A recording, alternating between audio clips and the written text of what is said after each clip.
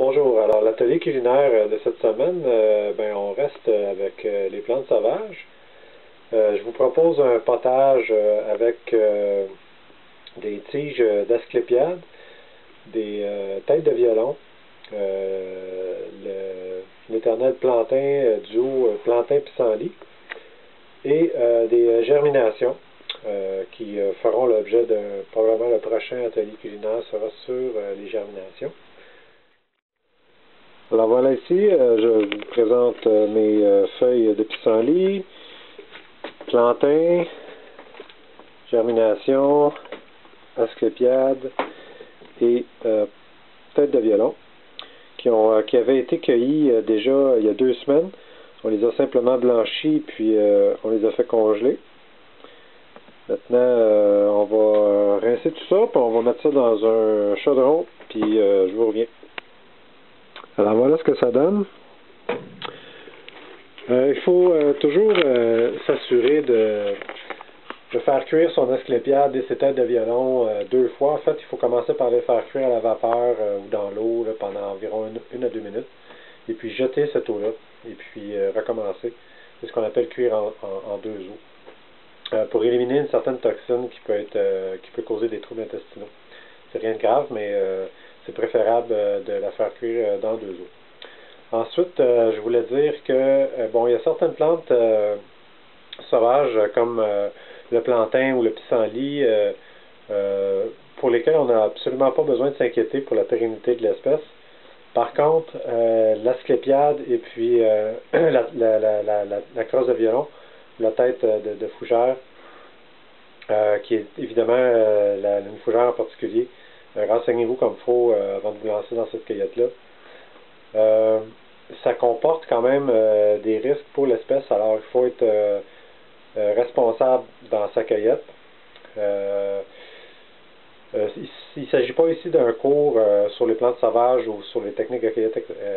J'essaie simplement de vous familiariser avec ces plantes-là et puis de vous inciter à les inclure dans votre régime alimentaire en fonction, bien sûr, de la disponibilité de la ressource. Ici, moi, je suis chanceux, j'en ai beaucoup là, dans ma région.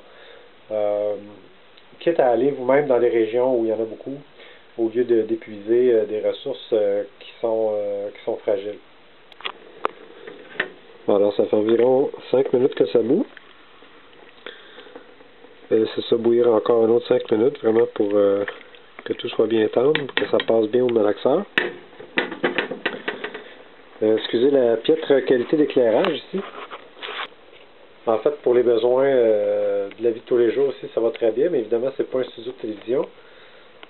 Toute l'énergie ici est produite à l'aide de panneaux solaires.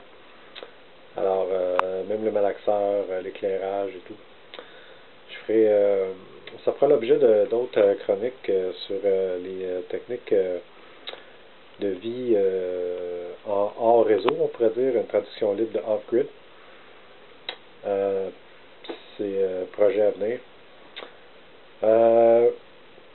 Vous remarquez que dans mes chroniques culinaires, il n'y a jamais de quantité ou d'ingrédients précis. En fait, c'est que j'aime improviser, puis j'aimerais aussi qu'à travers ces chroniques-là, vous inciter aussi à imaginer vos recettes. Moi je pense qu'il faut absolument ramener le sens du mot art culinaire. L'art, c'est créer, c'est imaginer, c'est inventer, c'est avoir du plaisir. Toujours dans le but, évidemment, de se nourrir le mieux possible. Alors, je laisse ça mijoter encore, puis je vais assaisonner. J'ai mis un petit peu de sel déjà. Je vais probablement mettre du curry indien. J'aime beaucoup le curry. Et puis, je vous reviens une fois que ça va être passé au malaxeur pour vous partager la texture et puis malheureusement je ne peux pas vous partager le goût, mais vous essayerez ça puis vous m'en direz des nouvelles.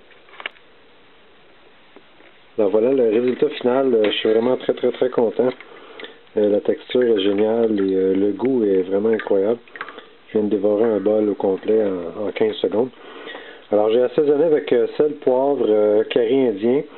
J'ai rajouté un petit peu d'huile végétale. Ça aurait pu être n'importe quelle sorte d'huile. Alors voilà, je vous souhaite bon appétit. Puis on se revoit bientôt.